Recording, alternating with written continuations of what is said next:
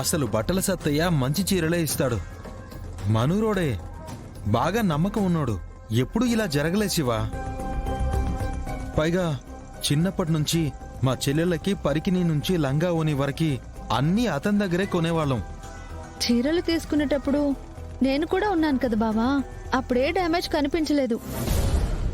కానీ మనం పెద్దనాన్న వాళ్ళ ఇంటికి తీసుకెళ్ళాక ఎవరో చించినట్టుగా ఉంది. లోపలికి వెళ్ళిన తర్వాత ఏం జరిగింది? నేను లోపలికి వెళ్ళానా, నాగవల్లి స్నానానికి వెళ్ళిందని చెప్పారు.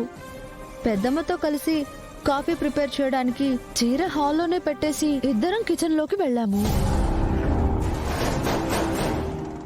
అప్పుడేదైనా జరిగిందంటావా బావా? మనం తీసుకున్న చీరలు అన్నీ బాగున్నాయి. వరదరాజుల మామయ్య ఇంటికి తీసుకుని వెళ్ళిన ఆ ఒక్క చీర మాత్రం ఎలా డ్యామేజ్ అవుతుంది? అయితే ఎవరో చించేసి యాజ్ ఇట్ ఈస్ గా కవర్లో పెట్టారన్నమాట. అనుమానమే లేదు, తప్పకుండా అక్కడే ఏదో జరిగి ఉండాలి. ఎవరు చేసుంటారు బావా ఆ పని? ఇంకెవరు? ఆ రాక్షసులే. దేవ అన్నయ్య ఇంట్లో లేడు. తన ఇంట్లో ఉంటే ఇది ఖచ్చితంగా తన పని అనుకునేవాళ్ళం. ఇలాంటి ఐడియాస్ మా నాన్నమ్మకు వస్తాయి, కానీ తను కూడా ఇంట్లో లేదు బావా, వేరే ఊరెళ్ళిపోయింది. మీ పెదనాన్న వరదరాజులు అక్కడే ఉన్నాడు కదా. చచా, అలాంటి చిల్లర పని మా పెదనాన్న చేయడు. దుర్మార్గపు పనులకి వెనకాడడు, కానీ ఇలాంటి చీప్ ట్రిక్స్ అస్సలు ప్లే చేయడు. పైగా చీర చించడం వల్ల తనకే వస్తుంది. పోన్లే శివ, ఈ పండక్కి కుదరకపోయినా చెల్లెలి సీమంతం ఉంది కదా, అప్పుడైనా 25,000 పోయినా పర్వాలేదు, మంచి చీర కొని పెడతాను. పెళ్ళానికి 10,000 పెట్టి కొనలేడు, కానీ చెల్లెలికి 25,000 చీర కొంటాడంట. నువ్వెక్కువ ప్యాంటు చొక్కాలే వేసుకుని తిరుగుతావు కదా, నీకెందుకు చీర? నేను మగరాయుణ్ణి కాదయ్యా బాబు, ఉద్యోగరీత్యా అలా వెళ్లాల్సి ఉంటుంది, అందుకే వేసుకుంటున్నాను. 1వ తారీఖు జీతం వస్తుంది కదా, అప్పుడు నీకు నచ్చిన చీర కొనుక్కోవచ్చు. హలో మాస్టరు, నాగవల్లి కూడా గవర్నమెంట్ ఎంప్లాయీ తెలుసా? తన సాలరీతో కూడా చీర కొనుక్కోవచ్చు.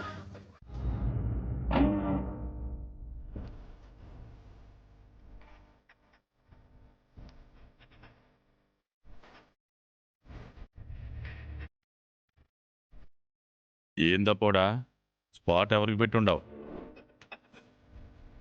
నాన్నా, నువ్వు దీర్ఘంగా ఆలోచిస్తా ఉండవంటే ఎవరికో మూడిందని అర్థం. చెప్పపోడా? ఇంకెవరికి? ఆ వెంకటపతి రాజుగాడికి. పశువు మీదే ప్రయోగం చేసినావన్నమాట. నేను పెళ్లి చేసుకోవాలనుకున్న శ్రీవల్లిని ఆ పశువుల డాక్టర్ ప్రేమిస్తున్నాడు. అష్ట కష్టాలు పడి ఆ షణ్ముఖం గాడికి దూరం చేస్తే ఇష్టము ప్రేమ అని చెప్పి వీడు దగ్గర అవుతున్నాడు. అందుకే దూరంగా పంపించాలని ప్లాన్ చేశాను. అంటే ఏందిరా, అండి చంపేస్తావా? అది జరిగితే సంతోషం నాన్న, కానీ వాడు బలి పశువు కదా, నేనిచ్చిన డోస్కి చావడం. మూర్చపోతాడని మాత్రం ఖచ్చితంగా చెప్పగలను. ఈ విషయం తెలిసిన శ్రీవల్లి నిజంగా వాడిని ప్రేమిస్తే తప్పకుండా వాడి దగ్గరకు వస్తుంది. అప్పుడు నువ్వెంట రావాలి. అర్థమైంది. వాడి కోసం శ్రీవల్లి వస్తే అబాండాలేసి తనకు పెళ్లి కాకుండా చెయ్యాలి. దాంతో ముందుగా వెంకటపతిరాజును ఊళ్ళోకి రానివ్వరు. మళ్ళీ శ్రీవల్లి ఒంటరిదైపోతుంది. అక్క మొగుడే దిక్కన్నట్టు ఇప్పుడు చెల్లి మొగుడే అక్కకి దిక్కయ్యేటట్టు ప్లాన్ చేయొచ్చన్నమాట. ఒకవేళ అలా కాకుండా ససే మీరా అంటే అప్పుడు వాణ్ణి ఊరందరి ముందు చెడ్డవాణ్ణి చేసేసి ఈ ఊరే దాటించేయచ్చు.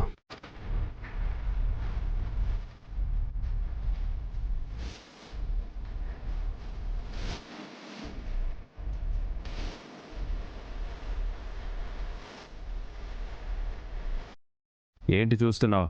నిన్నే. ఎందుకు? నువ్వేదో మాట్లాడుతున్నావు కదా, వింటున్నా. విన్నావా? దేవా బావా ఏదో ఊరే దాటించొచ్చు అంటున్నాడు కదా, ఎవరి గురించి? మేమెప్పుడు వాళ్ళ గురించి వీళ్ళ గురించి మాట్లాడుకోవడం తప్ప మాకు వేరే పనే లేదనుకుంటున్నావా? మరి దేని గురించి మాట్లాడుతున్నారు? వరి పంట చేతికొచ్చింది. ధాన్యం ఊరు దాటిస్తే డబ్బులు పంపిస్తారని మాట్లాడుకుంటున్నారు. చాలా విడ్డూరంగా ఉంది బావా. నువ్వు ఎప్పుడు ఎవరిని ఎలా దెబ్బ కొట్టాలా అని ఆలోచిస్తూ ఉంటావు. అందుకే సస్పెండ్ అయినా మళ్ళీ వాళ్ళని వీళ్ళని బ్రతిమలాడుకొని జాబ్లో జాయిన్ అయ్యావు. ఎందుకే అలా పరిగెట్టుకుంటూ వస్తున్నావు? కింద పడిపోతే దెబ్బలు తగులుతాయి కదా. నేను పడను కానీ వెంకటపతి రాజు గారు పడిపోయారక్కా. ఏమన్నావు?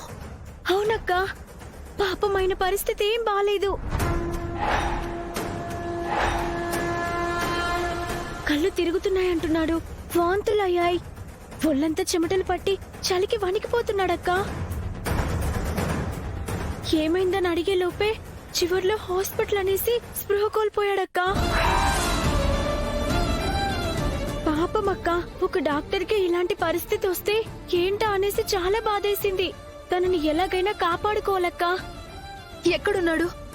రావు గారి తోట దగ్గర పడిపోయి ఉన్నాడు. అలాగా? అవునక్క, పద వెళ్దాం.